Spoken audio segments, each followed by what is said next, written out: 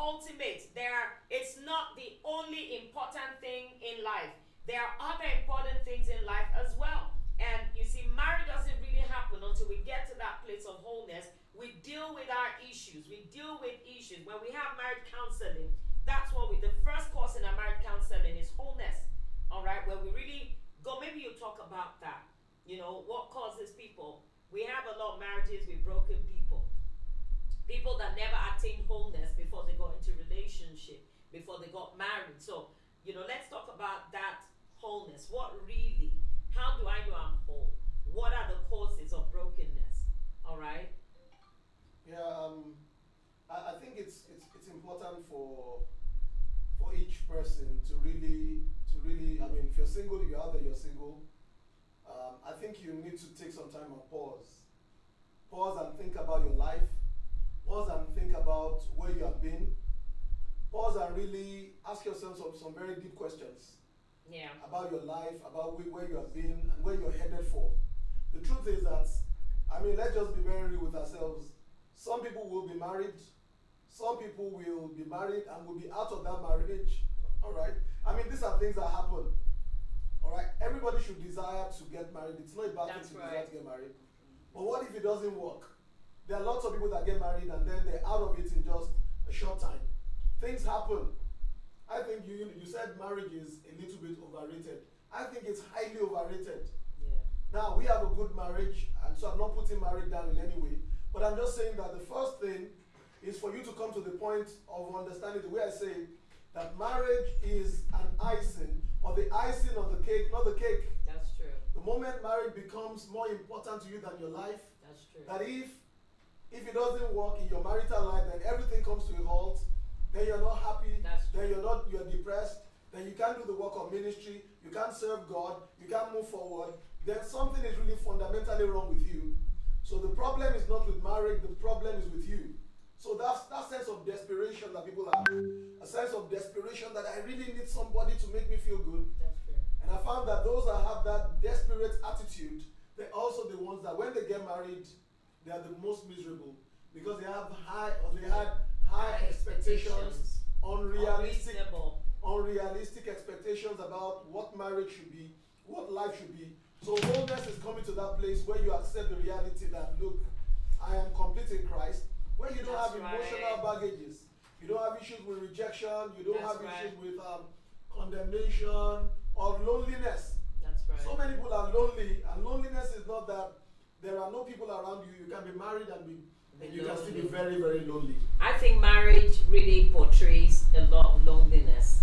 You know, I think when people get married, the void really, marriage only amplifies what is inside of you. You know, when you get married, it really shows who you are and what you have. And if you're broken, you know, we're going to talk about some of those things, some of those causes of brokenness and all. But you see, what marriage does is it amplifies who you are.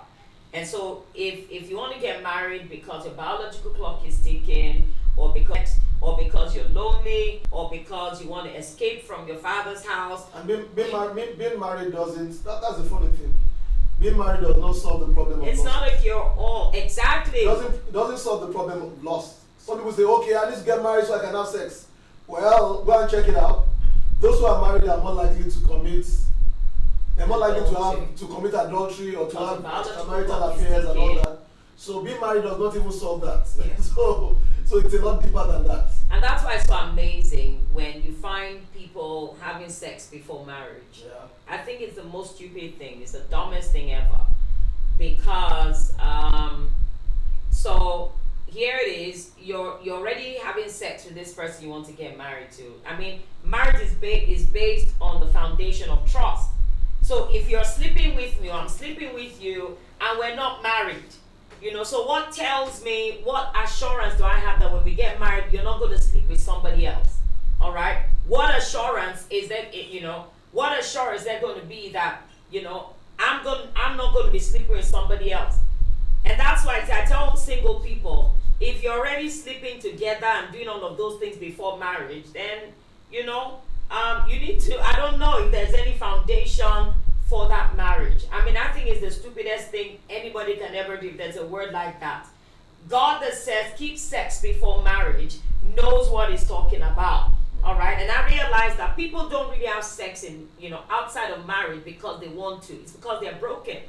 It's because of the deeper, especially for a woman, especially for a woman, usually a woman is not that, into sex in that sense. For sex for a woman is more of emotional acceptance, connection, and all of that. Now, when a woman comes from a broken home, or a home where she's not accepted or she feels rejected, then she throws herself in the arms of a man and thinks, Them seek and escape. and they seek an escape, I need to get married or they seek an escape, or they also feel like he loves me. So because it loves me, this is somebody that loves me. I call it lost me. This one that's L-U-S-T. This one that lost me, and so she gives herself over to him. Yet she doesn't understand that she's actually breaking the real foundation of a good and excellent marriage. Yeah. So what are these rejection? Because somebody may be there, you're asking, am I really whole? Because people that are not whole don't really know they're not whole. Alright? So what are the symptoms of brokenness? How do you know you're whole or you're not whole? And what are the things? What are those questions? Maybe we talk about those questions we always ask single people about their about the relationship, the marriage of their own parents. All right, maybe we can talk about that. Yeah. Well, when we talk about rejection, it's like a disease. It's like a syndrome. That starts from an early age. In fact, some authorities believe that it's possible for a baby that is not yet born to be already rejected. Yeah. So if, for example, the pregnancy was unwanted, then the child... The seed of rejection is already sown in that so child. even from the time that the child is just in the womb, the mother is already speaking words, probably the father is already speaking words and saying, we don't really want this child, this child is coming to intrude into our lives. And the vibes. And the child is already getting certain... the child is already feeling in a certain way because of the thoughts of the parents, particularly the mother towards him or her. So it's something that starts very early. Of course, when the child is born, the words that are spoken, you're not good enough, you're not beautiful enough. The child is being compared to other people, probably other siblings. You're not as intelligent as your brother, you're not as beautiful as your sister, or you're not as handsome as your brother.